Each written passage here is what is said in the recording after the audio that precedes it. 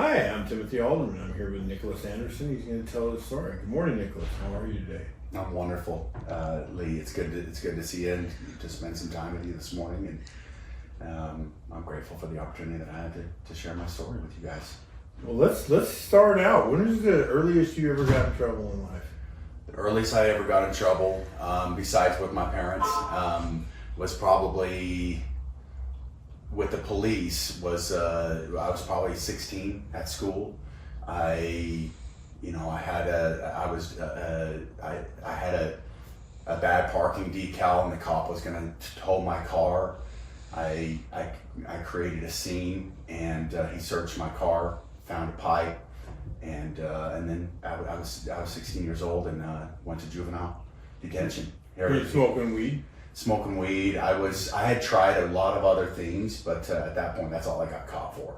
What led into you smoking weed? Was it peers or was it family? What got you doing that? Well, when I was a kid, I had two older sisters, and they drank sometimes, and I believe they smoked weed.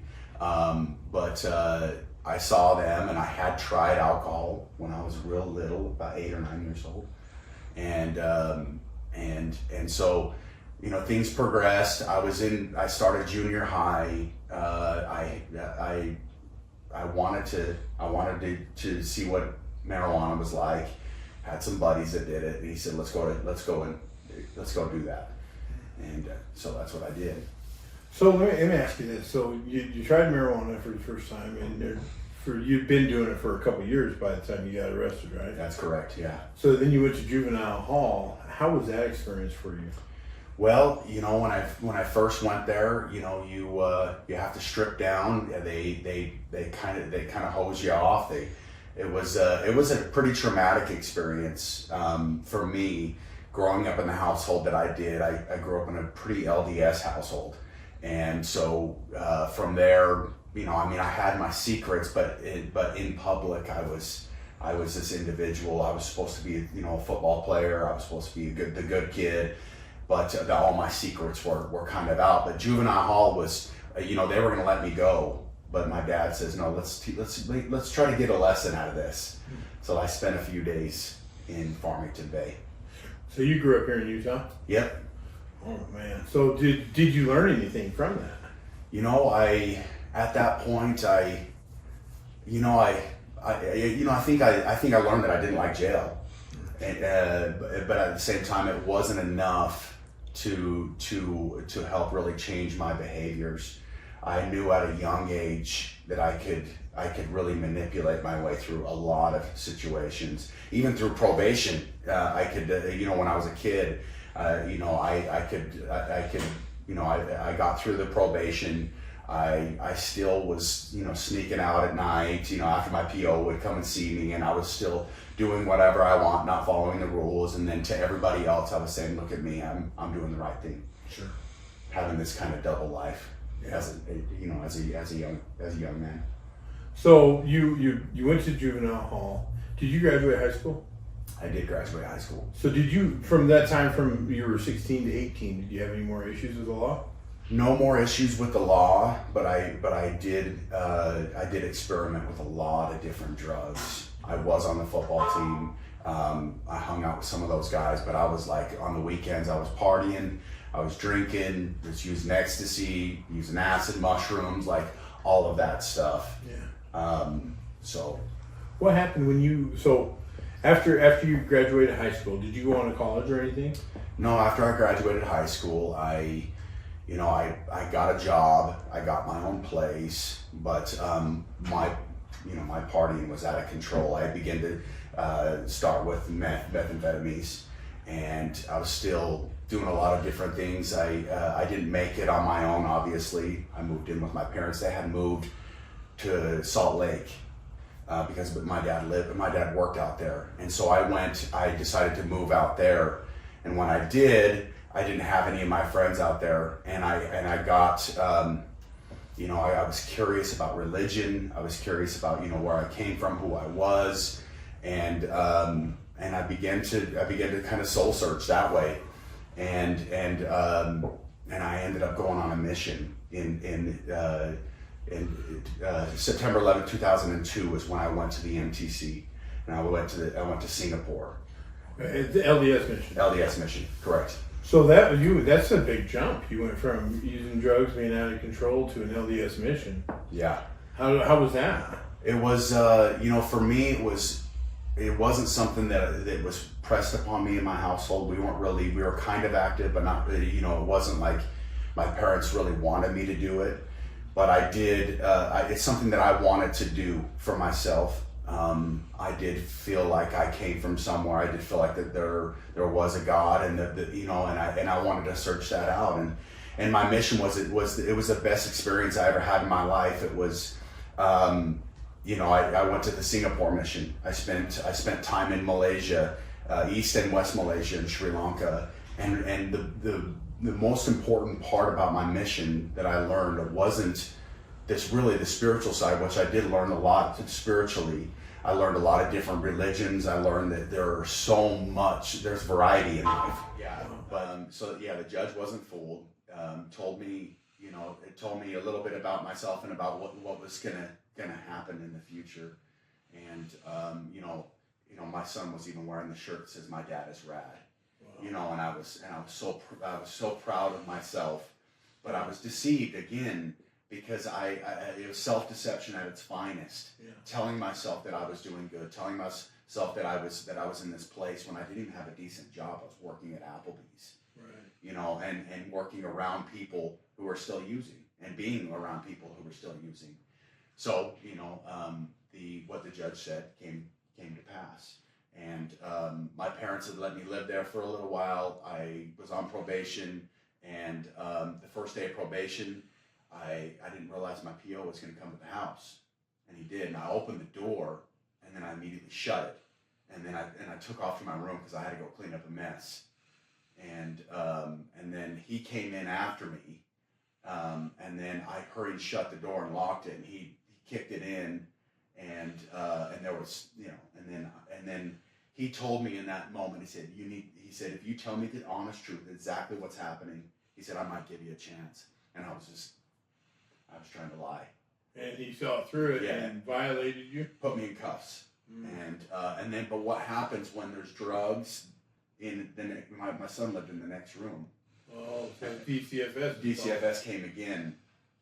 And my parents didn't want to go through that again. So we got a lawyer, and it was either have DCFS come back in my life and do something with that, or sign over my rights to my parents. Right. And so I signed over my rights to my parents. It was temporary guardianship, and the stipulation behind that guardianship was I couldn't come to the house. Did I meet your son? Yes. I'm pretty sure I met you have other kids too, right? No, I only have one. And he spent a lot of time here. Yeah, I remember the 4th of July for the fireworks. He was here, right? Yes. I remember now. He spends a lot of time here. And I was very fortunate to be able to, as the story progresses.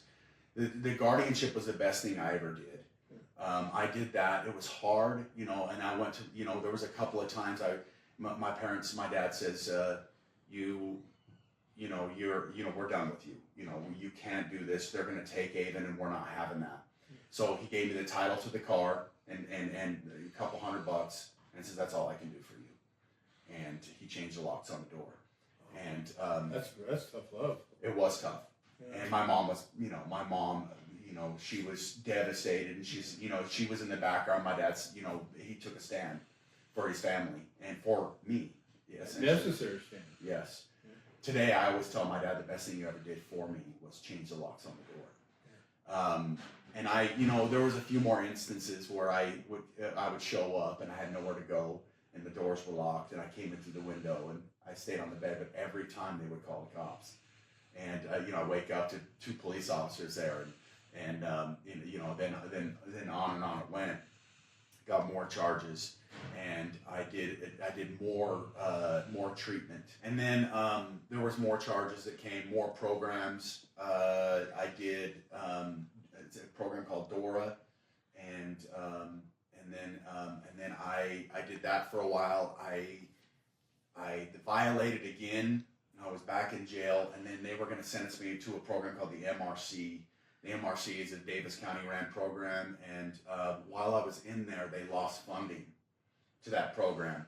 So I sat in jail for, it was 8 months and a week or so. And finally I had to file my own motion to see the judge. And when I went there, the judge, basically said, we forgot about you in there. But in my mind, Lee, it was like, it was the best thing that ever happened to me. I was in a good place. I had some consistency in my life. And I even told the judge that, the time that I spent in here was very positive. It was a lot of time, because I'm sure we can all agree there is no substitute for time away from the substance. Yeah. And time away from the lifestyle. They let me out based on them losing funding to the other program. They kept me in the same program, Dora, and I wasn't excited about that. Because I knew deep down inside that I needed something more. So when I got out, me and my family did some research, and I researched a place called the John Vulcan Academy. And it's a therapeutic community in Gilbert, Arizona. And me and my family came to the conclusion that that's what we wanted to do. We did all the research. There's a small fee to get into that program. And we got it, and I did a medical background check. I did all of that, and then I went to the judge with a proposal. And little did I know, the judge says, "Are you enrolled in IOP?" IOP is intensive outpatient. That's what I was required to do by the courts. And I said, "Well, Judge, let me tell you what I've been doing." He said, "I didn't ask you that. I asked you if you're in IOP at Davis Behavioral Health." And I says, "No, but," and he says, "I don't care about the buts. I don't care about whatever you're going to say next. I asked you to get enrolled into IOP at Davis Behavioral Health. That is your requirement." And I was so mad. He says, "I tell you what, if you want to do this, I can just send you to prison right now." And my lawyer immediately looked over at me, and she says, "Can we get a recess?" Because I was going to say something. She knew I was going to say something very, very stupid. And then so she took me aside and she talked to me, and I said, "I'm not afraid to go to prison." She says, "Then fine, we can go up and tell the judge that you're not going to do that, and he'll just send you to prison." And then I, kind of came to my senses, and I was like, "Fine." And she called us back up, and the judge says, "I tell you what, I'll put you on my afternoon calendar. I'll give you a chance to go up to Davis Behavioral right now and get enrolled. And if you're not enrolled by the end of today, I'm sending you to prison." And so I went and did that. Sure. And, I went and did what he asked. Oh, I had this injustice, though. I had this, I can't believe they wouldn't hear me out. This and that. This is the best treatment program. But I did make the comment when I was in there. I says, "Just so you know, your program's not going to work." And he says, "That's okay. If it doesn't work, then we'll send you to prison then." And I went out. I don't want to say I did good, because I didn't. So you were the victim. I was the victim. Yeah, of course. You were the victim. This is all his fault. All his fault. It's the judge's fault that you got prison hanging over your head. Yeah. Yes. Of course. I've been there. The injustice, Yes, right, yeah. Of everything. And it was my probation officer. It was everyone else. Yeah. It wasn't the drugs that the probation officer found or in my your own room. behavior. Yeah. So I went out, and about 6 months I made it. I made it through some UAs, and I made it through some classes. I don't want to say I was doing good. I was getting away with stuff. Yeah. But about 6 months down the road, it caught up to me. I got a couple of dirties, and then I saw that I went. My probation officer called me, and he says, "Come into my office." I came into his office, and I was like, "Okay, I was still trying to lie." And he says, well, "I already know what you're doing. You got some bad UAs you're using." And I said, "I've used a couple of times." He says, "Fine." He says, "I'll give you one last chance." And I never stopped. Yeah. And I continued to use. And then he didn't say anything for about a month or two. So I was like, maybe, I don't know. I just quit UAing. Yeah. And but next thing you know, he called me, And I realized something was really wrong when I started getting, because he violated me. When he violated me, there was warrants because I would always check. Yeah.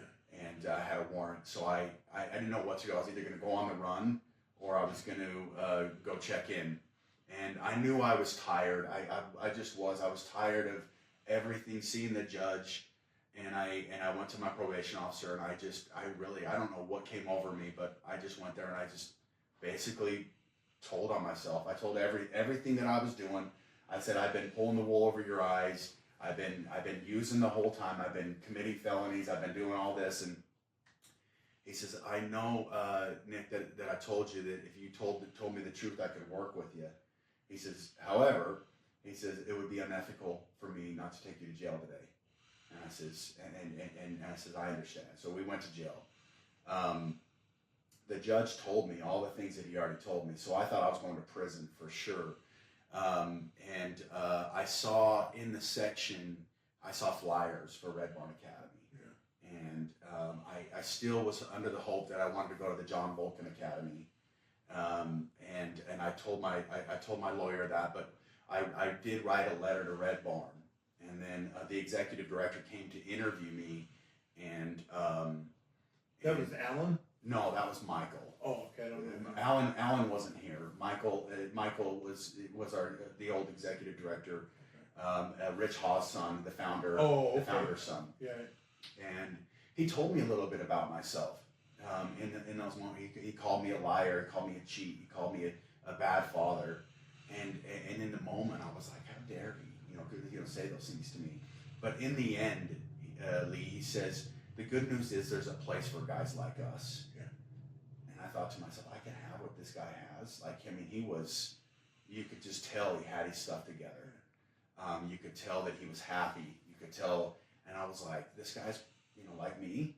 And I definitely knew that I wanted what this guy had. But again, it was a long shot. It was a long shot, and I went to court in shackles on. This was April 17th of 2019, and the judge, they got me up there, and then they said the whole thing. My lawyer had proposed Red Barn, and then they all got up to the judge's chamber. They called him up, my lawyer, and then the prosecutor, and they were talking. The static was on, and I'm sitting there, and I thought for sure, there's no way this guy's going to give me a shot. And Michael had said, Your Honor, can I say something? And Judge Williams said, sure. And he says, why don't we send Mr. Anderson to prison after he messes this up? He looks at with his track record. He really doesn't complete programs. He really doesn't, so we'll just send him to, why don't you send him to prison then? And the judge said, well, fine, we'll send you to Red Barn, and when you mess that up, I'll send you to prison then. And that was, and then I got picked up on May 1st of 2019 from Michael. And when you first came in, that bench that you sat on. That's it. That's that. I remember the bench. Yeah. And so I sat on that bench, and again, I had this intention that I wanted to change, that I wanted to do this. But again, I came to Red Barn, and I still had all of these behaviors. So the first thing I asked somebody says, hey, what's going on here at Red Barn? Where's the chew? Where's the GHB? Where's all this? And then I got held accountable. And I realized that they don't play here. Yeah. They don't mess around here. There's no one trying to circumvent the program. And if you are, you're either going to get a whole bunch of community service hours, or you're going to end up walking away from the program. And one thing that I knew is I didn't want to go to prison. I knew that. But as far as changing my life, I knew I loved my son, and I wanted to be a dad. So that was somewhere inside of me too. And so, but when I came here, I came here and I said, I want to do something, I want to see this through. And this is what I want to do. So I decided that I would see it through. And at first it was hard, and I pushed up against it, and I had all of these behaviors that came out, but then I began to drink the Kool-Aid, so to speak. Yeah. Yeah. And but in doing so, I really found that integrity is a pretty amazing thing. You know, there's dope and there's integrity, right?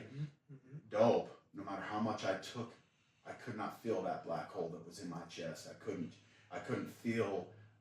It just kept going and going and going, and I was miserable. But integrity put a cup, and it began to feel, and I began to feel like I had worth and value.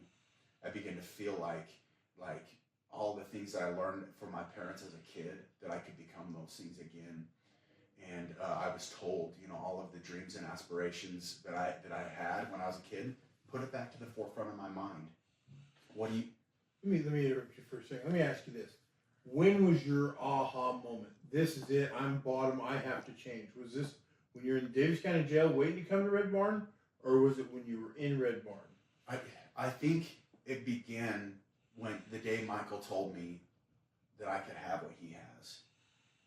That was the day. The good news is there's a place for guys like us. That was it for me. That was like, wow, I can really change. That's when the flicker of hope, the aha moment, if you will, it began to occur with me, and then it just began to progress as I understood that I had skill and I had talents. I had something to offer, because my whole life I was led or deceived that I didn't have a lot to offer, that I wasn't smart enough, you know, that I had a learning disability, that I had ADHD. That's kind of who I said that I was, and I held on to those facts. I even held on to the point of victimization, you know, where I victimized myself and said, oh, well, I'm just a drug addict, I can't do that, or I have ADHD, I can't do that job, and I settled in life. I settled for mediocrity. I settled for just doing a maintenance job, or just doing a little bit here and there. I went to school for a minute, but then I gave up. Red Barn gave me the ability to be consistent, and the ability to look and say, you know what, everybody has problems in life. You're not unique to that. Today, I love it when the door slammed in my face. I love it when someone tells me no, or I can't do something, because what I do is I go do that thing that they told me I couldn't do, and then I gracefully give them the certificate of completion and say thank you for motivating me. That's that is who I am today, and we tell our guys here at Red Barn, hey, there's no excuses, and we're not going to do you the disservice of giving you an excuse for your behavior. We're not going to put you on an island and say that you're so different than everybody else. Here at Red Barn, we don't even take the stance on whether addiction is a disease or not. It's irrelevant to us. What we take is we say it's your responsibility. Mm-hmm. It's your responsibility once you get sober to do something about it. And Red Barn Academy is just a platform to reinvent. But it's all brought to you by the students here. Like me, my change. I woke up every day at 5 a.m. I shaved my face. I made my bed. I got up and I had a good attitude. And when I made a mistake, I found, the value in raising my hand and saying, I did do that. And understanding that there's more power in saying, in owning your stuff than I could have ever imagined. But I worked my way through the program. I was an intern, indignant, still thought I was some kind of gangster. Yeah. Working to be a freshman, understanding that when we go, when we become a freshman, we put a Red Barn shirt on that says Red Barn Academy on your chest, and we go through it on our Serenity Trail, and we make promises. Promises like, I promise to show up prepared for the task at hand, on time, and with a good attitude. I promise to develop self-reliance and give more than I take. I promise to have 200% accountability at all times. These promises, and the very last promise is I promise to apply myself and educate my mind, and to incorporate the Academy's 7 core beliefs plus the 7 pass grade into my life. And then you say, hey, will you accept me into your community of we? And for many of us here, this is the first time we've ever been on a winning team. This is the first time we've ever felt like we're a part of something that's good. This is the first, some of us, the first time in our life that we've really felt like, hey, I can do those things. I can be an engineer. I can take care of my family. you know, the house on the hill, the white picket fence, and the golden retriever. If, you know, those things we can accomplish. Yeah. So when I first came to Red Barn, that was one thing that stood out to me so much, because I mean, I've been in prison most of my life, and brotherhood to me was the white boys, you know what I mean, and what I thought was brotherhood, you know, but I didn't realize that most of my so-called white boys would rip me off behind my back, or sleep with my wife, or steal from me, or it was all about the hustle, what they could get, you know, and most of them really didn't give a 2 cents about me. When I came into Red Barn, it was totally different. I understood for sure what brotherhood was. You know, I was welcomed in. I came in here on the day before, it was 2 days before the 4th of July. And everybody just welcomed me. I sat on that bench, and I come from the county jail where the food was horrible. People brought me food, and they're like, welcome, you know, and I had to do out my letter, and life was different, but I felt that. So I know what you're saying about that. I get that. Tell me about your rise, because you went through the program. You butt your head a few times. How long did you have to start over? How long did it take you to graduate the program? Well, it took me, you know, at the time it was a 24-month program. That I completed the 24-month program. I went through the, you know, all the phases. I bought in. When I became a freshman, I really bought in. And I had some great leaders to help me out, to really, you know, I in my mind, I didn't think that I was a good leader. I thought I could, you know, just I always liked just to kind of be in the background. Well, when they gave me opportunities to lead and to learn how to be a leader, and I got into leadership early on in my program, and then you know, we were just really getting started. I was like the 17th student at Red Barn, and so there was, you know, and we were growing. Our moving company was just taking off.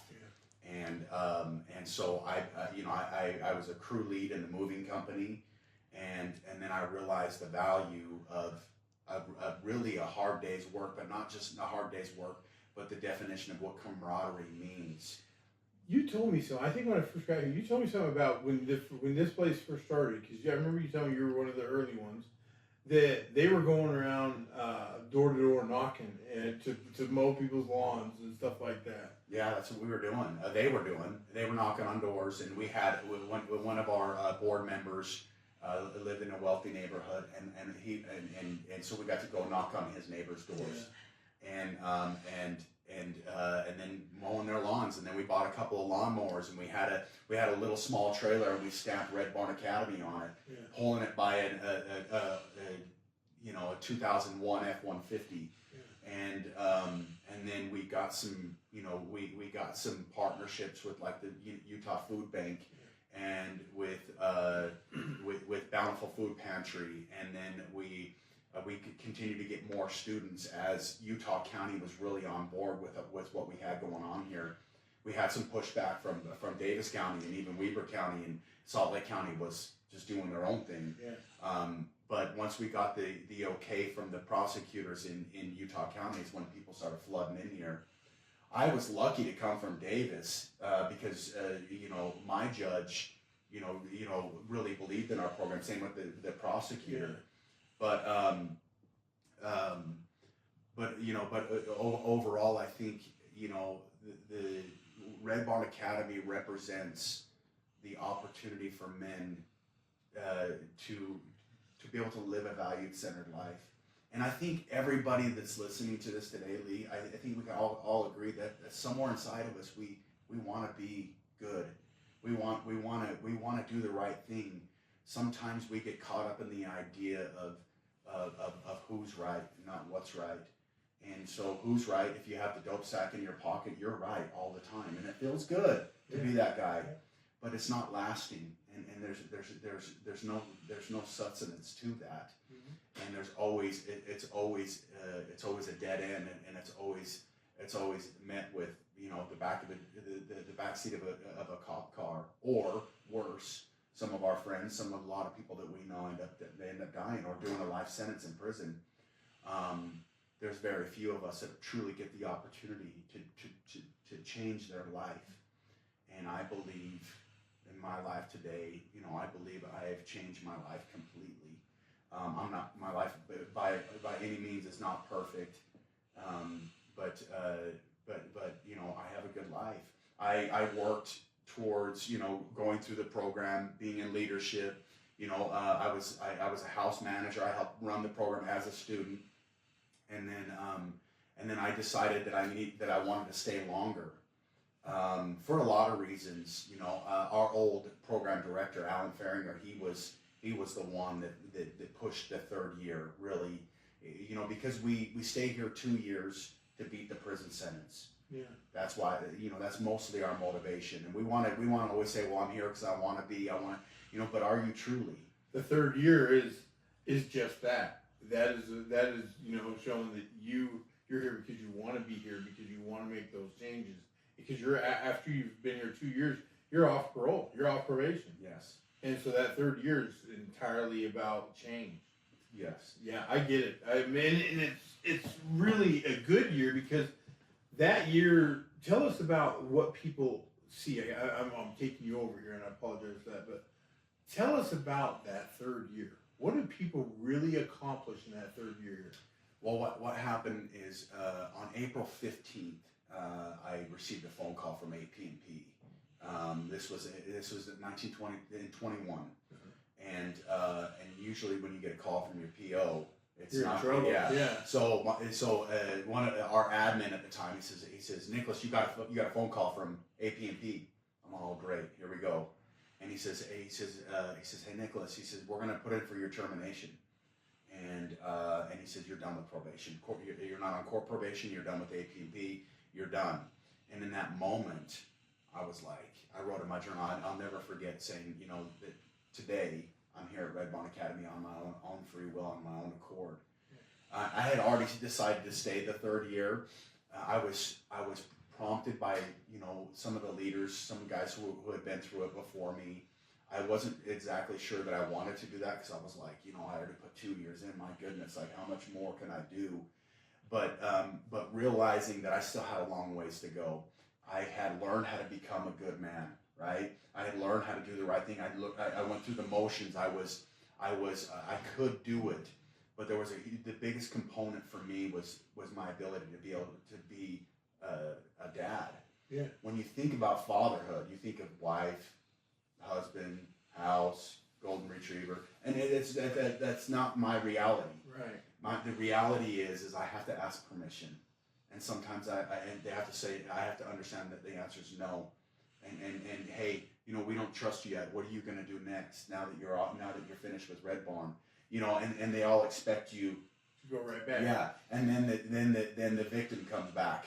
Yeah. Well, after all that I've done, I went through 2 years and I worked hard, and they don't see that. They don't know that. Yeah. And so my leaders here, started to tell me, hey, you got that coming based on your behaviors your whole life. So I yeah, you've earned that. I've earned that. Yeah. And so I needed to learn how to be a father, and that was the third year. I went what's called on the daddy track. The daddy track is I get more overnight visits with my son. He can come here to the farm. We can spend some time, and we do every third Sunday here. We do Red Barn Kids Day. Your son was playing basketball out here. I remember him now. Yeah. Yeah. I do remember him.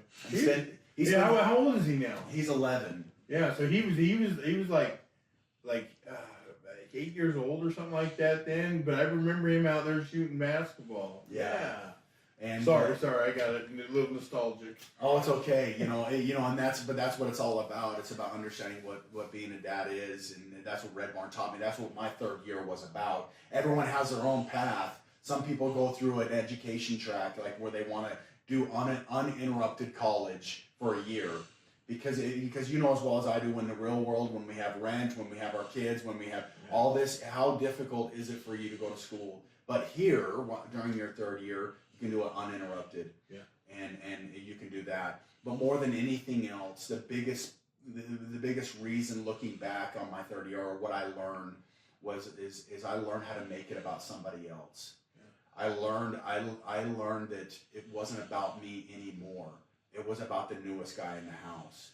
It was about, what can I give? Because I represented, there are third years, they have a green shirt. This is Red Barn Academy. When they represent whole person change. They represent it. If you want what I have, then do what I do.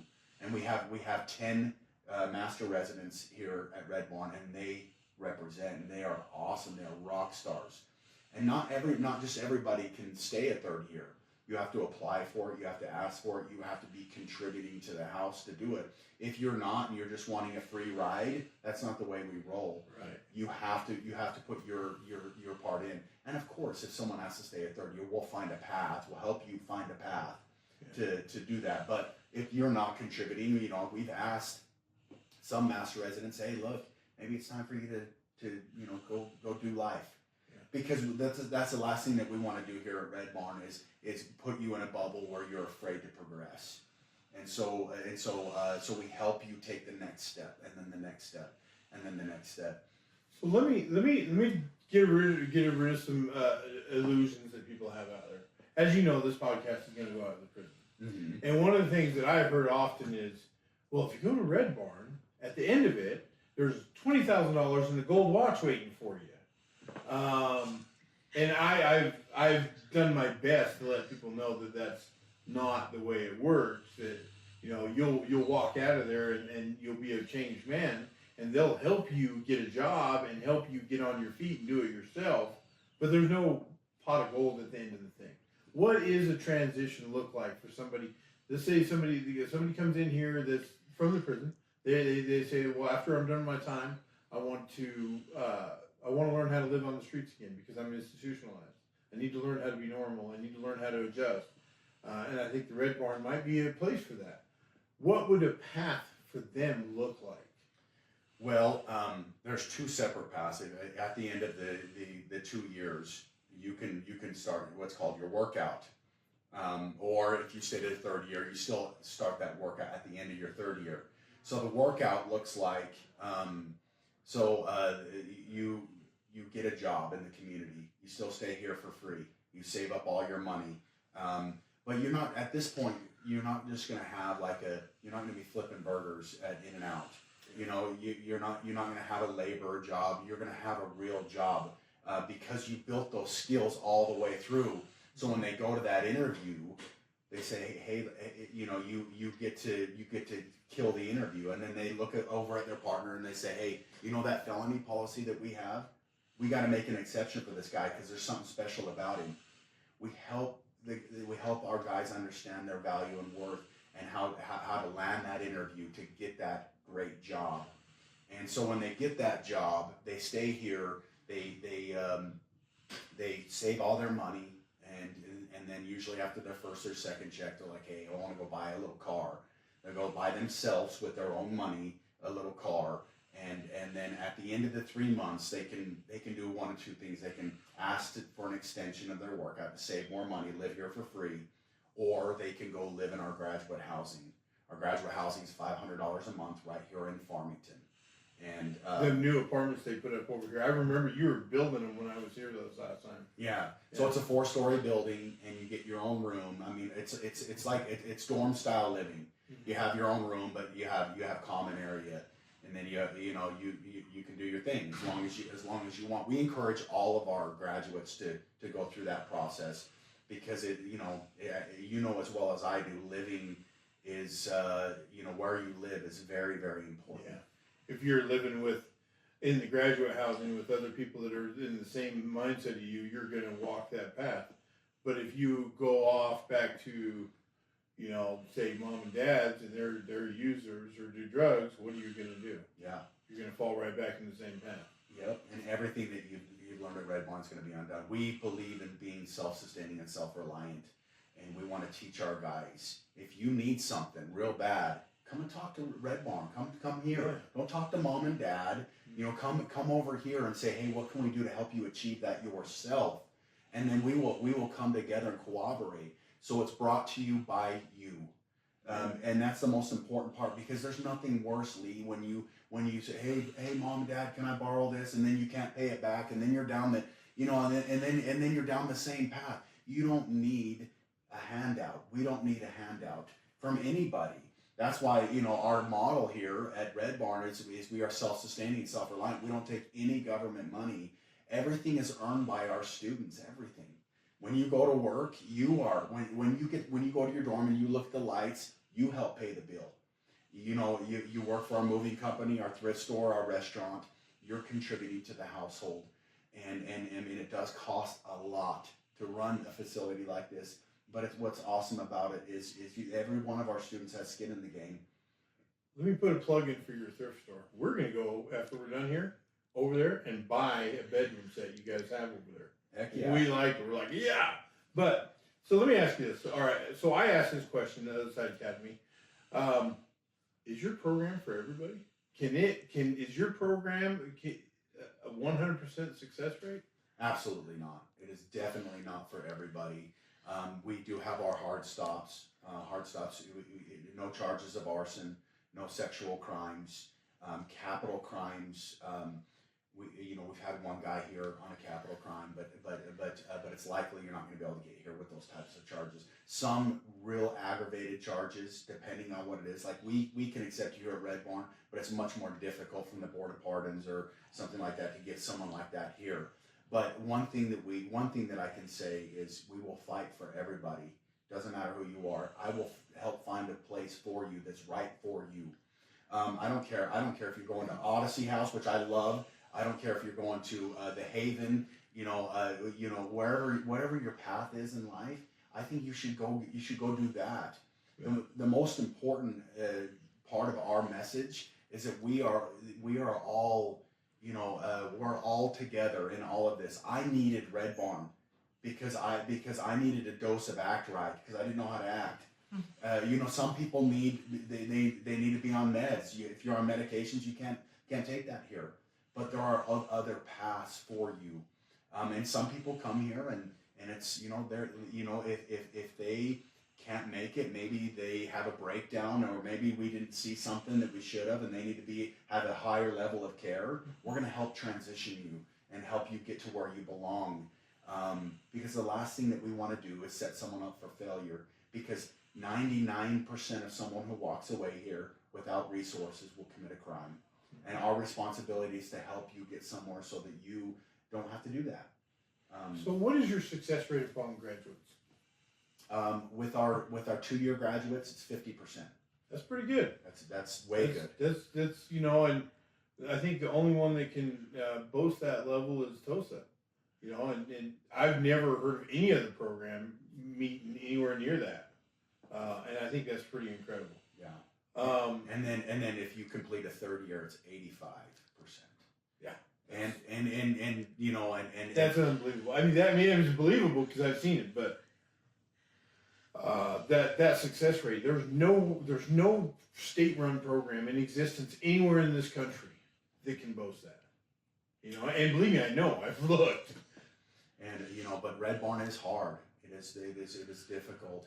But I think, Leah, what's more difficult is our old life, the way we lived. I mean, my life before here was hard at best. And so when we come here and we there is strict instruction, and when you're selfish, I'm going to be like, hey, stop being selfish. Yeah. Hey, stop complaining and go back to work. Sometimes we don't have time for the pleases and thank yous. Sometimes it's, hey man, just because I asked you to do it, yeah. Because we're busy, and a lot of people take offense. They'll say, you can't tell me what to do, because they're so used to different treatments where they go in and they're coddled and we get a pat on the back for having 3 days of sobriety. Well, let's compare for a second. And I know you never did prison time, but jail time is pretty darn bad. But let's compare for a second. I've got 25, 26 years in prison. Mm-hmm. And I'm sitting here looking at this office, and I'm looking at the food, and I remember the food. The food here is very good. Yeah. So I remember, I'm sitting here doing the contrast. Chow hall in prison, where the food really sucks, and I can barely eat it half the time, to cuisine here, where the food's very good, the beds are very comfortable, And it's just, I mean, the brotherhood and the camaraderie. What is more pleasurable, prison or Red Barn? Yes. Or, I'm thinking, but this is something we don't think about. When we're out there committing our crimes and doing the things, we're not thinking about what's going to be comfortable. We're not thinking we're going to go back to prison because we're smarter than everybody else and we're going to get away with everything. It's going to be different this time. It's going to be different this time. Yeah. I'm just going to sell this drug just to come up and then I'm going to quit. And next thing you know, you're deep into your addiction and you're on your way back to prison. And then the fellows are seeing you come back and they're like, what happened? Well, the world is against me. Yeah. I had a messed up PO. It wasn't my fault. Maybe a hard dose of reality, like you said. It doesn't matter whether it's Red Barn, Other Side Academy, Odyssey House, First Step House, Haven.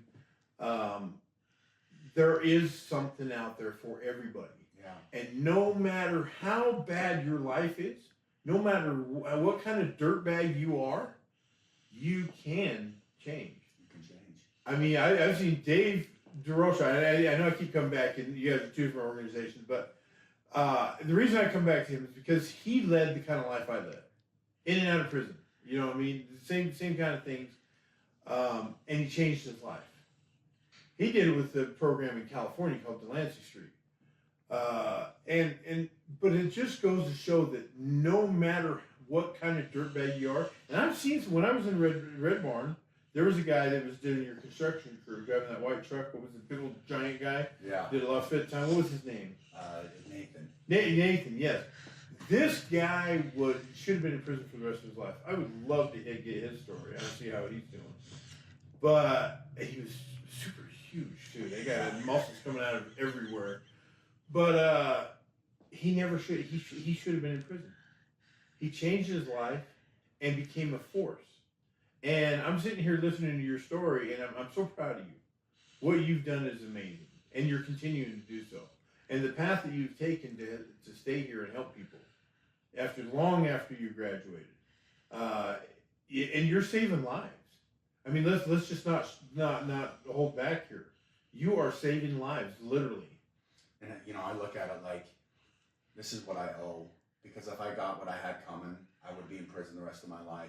But I'm not. I got an opportunity, and I'm saying if I got caught for everything that I did, but overall I got an opportunity to have a new life, and so this is how I look at it. I look at it like I owe.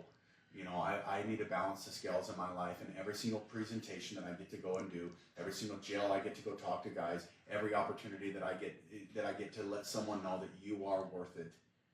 That's what we get to do, and it's so fulfilling and satisfying for me to look at someone when I'm in the jails, because I go to the jails a lot. We do pod presentations and we talk to them. I've been to the Solid program, but looking at them and saying, hey, you can, if you want what I have, then do what I do, and believe me, I'm living proof that you can change your life, because I was a dirtbag. I just was. I didn't care if you had something that I wanted. I would do anything in my power to get it, and through any means necessary. And I don't have to live that way anymore. And I see, and the biggest payout for me is when you see that person like you were talking about, when they get their life back and they get that job, and they're like, hey, I got this job and they're paying me $100,000 a year. Do you believe that? I say, heck yeah, bro, I believe it, because you're a rock star. This is who you meant to be. This is the person that I saw when I interviewed you. I told you about this guy. Now say hello to him. And, and when that old guy tries to peek his face in, put him in check. Yeah. Well, Nicholas, I'm super honored that you gave us this time today. Seeing you again is amazing. I'm super proud of your accomplishments and what you've done, and see this program make the transformations. I know you're saving lives, and the reason I wanted to do this podcast here is because your story is important. I think people need to hear it. And we're going to continue to do this. I know we got a couple other guys lined up here. And our next step after this is going to be the Odyssey House. We're going to go down there and talk to a couple of their successes. Haven, the first step. I want the people inside the prison to know, but this isn't just for people inside prison. This podcast is on all the major platforms, because addicts and people that are living our lives are not just in prison, like you're saying. Where Davis County has the tablets, Salt Lake County has the tablets, Weaver County has the tablets, and a lot of these other counties also have tablets. And our goal is to have these on all of those as well. So people on the streets that are struggling can hear our story. Families of people that are struggling can hear our story. And those that are struggling can hear our stories. And people can know that no matter how desperate you seem, no matter how low the world is, you can change.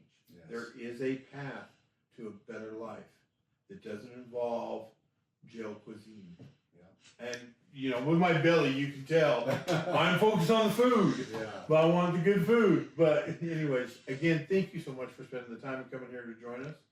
Thank you very much. I sincerely appreciate it.